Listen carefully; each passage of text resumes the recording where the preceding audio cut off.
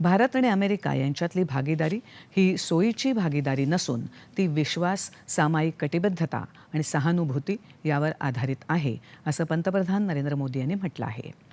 Washington येथे आयोजित America Bharat धोरणात्मक भागीदारी मंचातर्फे आयोजित कार्यक्रमात ते बोलत होते. भारतीयांच्या अपेक्षा हेच भारताच्या यशाचं प्रेरणास्थान आहे आणि ते अमेरिकेच्या स्वप्नांपेक्षा भिन्न नाही. भारताची निर्यात वाढत आहे आणि परकीय गंगाजळी सतत वाढत आहे. परिणामी भारतीय परकीय गुंतवणुकीचे नवनवे विक्रम प्रस्थापित होत आहेत, असंही मोदी म्हणाले. भारतीय कंपन्या जागतिक होत आहेत. अमेरिका भारत भागीदारी दोन्ही राष्ट्र आणि त्यांच्या नागरिकांसाठी लाभदायक आहे. भारतामध्ये विकसित होण्यासाठी अमेरिकी कंपन्यांकरता अमर्याद शक्यता आहेत.